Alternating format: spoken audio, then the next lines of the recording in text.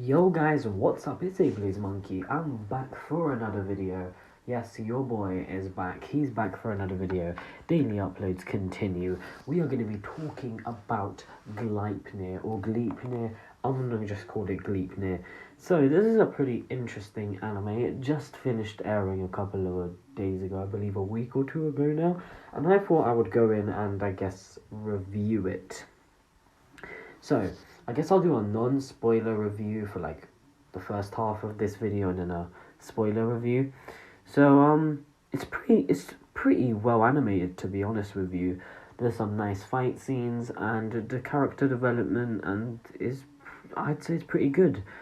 It's got a pretty interesting storyline and it's got a bunch of mystery, a bunch of action, and the soundtrack, yo, that is pretty good.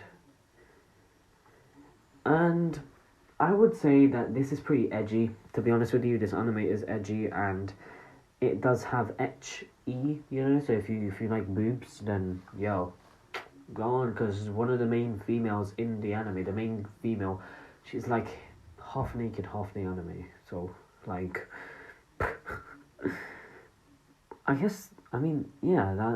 she is pretty much half naked in the whole anime, and the main character is a dog fursuit. Now, it's a pretty weird anime. The main character transforms into a dog furry, and the half naked girl I just talked about gets in him. Yeah, that's basically Gleipnir in a nutshell. I guess it's pretty good. It's a pretty good ecchi show. It's not really amazing, but I mean, I'd say it's pretty good. But I'd say, yeah, it's a good show. It's got a few innuendos and fan service is pretty high in the anime. I think every episode there's at least a bit of fan service. And I haven't caught up to the manga, but I do plan to read the manga soon, and I'll give a manga review maybe in a week or two. I'm not really sure. But this is just going off of what I've seen in the anime. I think that the anime adaptation, I've heard from on like Reddit and different forums, that the anime adaptation does help the manga because it fills a bunch of, plot holes and shows some stuff and different character developments and does some minor improvements to the story and characters. And it was able to, I guess, enhance the manga. And I think you would genuinely enjoy the anime. But there is quite a bit of fan service and straight up nudity in the manga, so be cautious of that if you're in it. So let's go into the story a bit more. So there is a girl who gets inside a dog suit, and essentially the main character has a lot of character development because the main character, without spoiling too much, doesn't know much. He's lost most of his memories at the start of the anime. The girl goes inside of him and kicks ass because he is not good at fighting, but he can let other people go inside of him and control him. Yes. So the main character is kind of a wimp. He's Shuichi, his name is Shuichi, and he turns into a giant mascot, I guess. He doesn't know why, and he saves our main female protagonist, Claire, from a fire, who's trying to kill herself. Yeah, so Claire basically just figures out his secret, blackmails him into helping her. Basically, her sister killed her family, killed them all, and she gave her a coin. And the coin is somehow related to Shuichi or his powers. So then she forces him to figure out the mystery behind the coins and Shuichi. So Gleipnir is a pretty good anime. It's a wild ride with a lot of really depressing and dark moments. Like, there's some gruesome scenes. For example, episode 2, wow. That fight, prepare yourself for that fight. I believe there's only two really, really good animated fights, which is episode 2 and episode 13. And I guess I could say possibly a few others like episode 5 and 7. But yeah, I'd say that those are the main fights to look out for if you're looking for some sick epic fight action. Then yeah, episode 2 and I guess the episode 6. But yeah, so I'd say give it at least 3 to 4 episodes before you like completely drop it. But the mystery is enough and unique enough to, keep you enticed and make you wanting more and keep you invested, I guess. So the characters, let's go into more of the characters. So the characters are very, very interesting. And I'd say out of our two main protagonists, Claire is kind of more interesting than Shuichi, because Shuichi is a good character, don't get me wrong. But first of all, he's going down the road of having lost all his memories, so we don't even know if this is the true Shuichi. We don't know if this is how he really acts. This is just the Shuichi with his memories wiped, who's a bit of a pussy. And yeah, we do see huge character development from Shuichi, but Claire is a lot more interesting than Shuichi. But his role in the story is more him trying to, I guess, find his purpose in life, who he really is, and kind of being a weapon for Claire to use and fight with. He's, your typical weak, nerdish main character. He has some pretty good moments, and he's pretty important to the story. So Claire, on the other hand, is a very strong-willed female protagonist, and a lot of people are just going to see her as, you know what I'm talking about, just a massive ball of fan service, just like Tamaki from Fire Force, which we're not even going to go into Tamaki because, wow, I don't even think that Tamaki is that bad. No, I'm not going to go into this. Let's stick to Gleipnir with Claire. But fan service aside, if you want a good character, you've got a pretty good one. And she gets some great development, I say.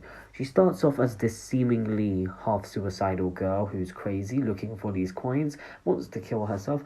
But as the series progresses, you get to learn who she is and what kind of person she is. She is a bit more of a yandere, crazy girl, but she's more just reckless. And, you know what? I think she's pretty cool for that. I mean, there is a bit of that, but there's more fan service side of things. So she's willing to forsake all kinds of morals and ethics to get what she wants, but she also cares for those around her, and since she's basically have nothing to lose, she's willing to do some pretty terrible things if she deep down would rather not. So yeah, she's kind of lost her humanity, and she's willing to do anything for her friends, which we'll see later on in the anime, especially in that forest, which is where the death battle takes place, because this anime is basically a death battle game. So the rest of the cast is pretty generic, I guess, but there are a few interesting characters that stick out, and I'd say it's overall a pretty good anime. Now the animation is pretty subpar. The manga has a lot more, I guess, emphasis and shows you a bit more. But there are some new scenes that got added into the anime that give you more depth and that the manga didn't really delve into. The fight themselves are pretty well choreographed, to be fair, and that you would normally not show changing clothes or walking into a destination, and are actually included animated too. So yeah, the choreographed and the punches feel like they have weight to them. Like, you can really feel the characters getting hit and the impacts and the blows. And the power system is very interesting, that being with the coins and how you can essentially in Gleipnir have any power. I will go into the power system in a different video because that is really complicated in its own video. But now I'm going to go into spoilers. So yeah, I feel like we're going to go into spoilers. So if you don't want to get spoiled, please leave now. Please. We're going to go into spoilers. Wow, so... Okay, you're still here, mate. I'm going to spoil you. Leave. Okay, I think you're gone. Are you? Alright, hello my people who have watched the anime. Wow, episode, I think it was 12 or 11. Yeah, that was some dark shit. The story for our main villain is very, very interesting. There are a bit of stupid things in it. For example, also Kaito is who I'm talking about, Lion Dude. Kind of reminds me of Solgaleo from Pokemon. But yeah, him killing Honoka is just a bit stupid. I mean, he did it way too quickly. He didn't think about it at all. He just went, assumed that she killed Aiko, and boom, next thing we know, he's fucked up. And yeah. And what really makes this main character interesting is that he liked Honoka, and everyone else was willing to let Honoka disappear except him. And that he says that, I'm the only one who didn't want her to disappear, which is what makes him a pretty good main villain. His I guess power is pretty interesting too. In episode 13 we get a lot more emphasis on that. We see how pretty OP he is. And I'd say that the main villain is a pretty cool character, so that's my review on the main villain. He is a good parallel to our main character, Shuichi. So let's go into the alien. So the main plot / story in Gleipnir is obviously, as you should know, that the alien spaceship crashed down on Earth, and they've all been put into coins. All his friends have been put into coins, and are now in this huge death battle on Earth, where all the coins have been scattered across the town and across the mountain range, and all these people have these crazy powers that could be from anything. And the powers are very interesting because you have some people like Yoshioka, who her power comes from subconscious thoughts, so she can talk to animals. Now, she didn't want her power to be to talk to animals. She just subconsciously didn't really think about it when she put the coin in, so now she can just talk to animals.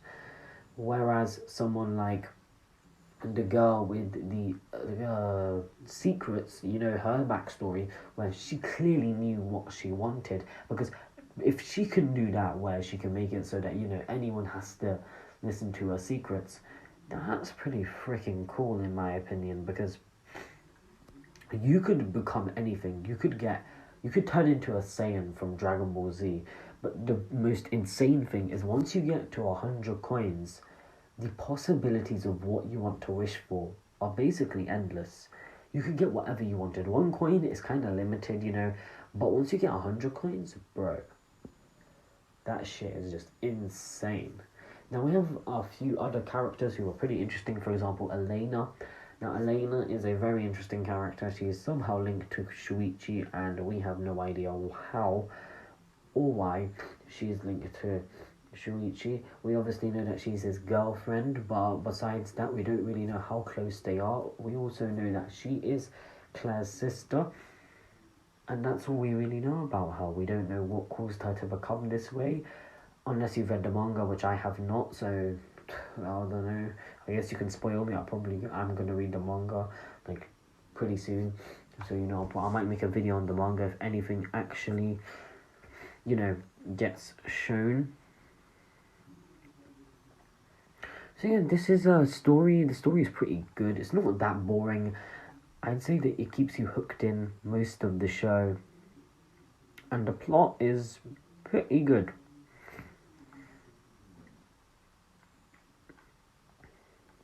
So I guess you can kind of see the subplot, which is the alien. Now the alien is pretty interesting because he could end up becoming the final antagonist, the main antagonist.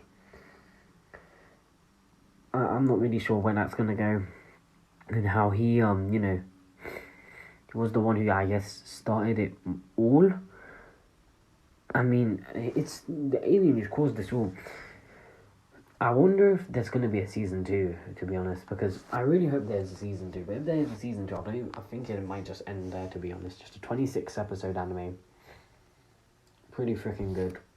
Pretty well developed story. We closed everything off, maybe, who knows, maybe it might need a 3rd season, but I'm assuming it's just going to need 1 more season. And yeah, because obviously there is not enough content in the manga for a 2nd season, I believe. The 1st season covered, 35 chapters, and there's 55 or 54 now. But yeah, Gleipnir overall, pretty good. It ranked top 3 for spring animes. And yeah, summer anime is looking a lot better than spring, because in spring we got Tower of God, which is pretty good.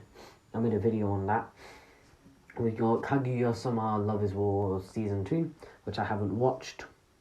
But yeah, those were the top 3 spring animes. The new top 3 for summer are looking like it's going to be God of High School, which, by the way, I love. I made a video on that yesterday. I'm going to definitely be watching that anime every single week. I really, really like it. I don't know if I'm going to read the webtoon. I think I might just stick to the anime until it ends. But yeah, we have Fire Force Season 2, which released a couple of days ago too. We've got Black Clover making a return. So yeah, summer for anime summer, you know, it's looking pretty fucking good. If you did enjoy this video, make sure you go leave a like, comment down below, and while you're at it, subscribe. And I'll see you all later. Thanks for watching.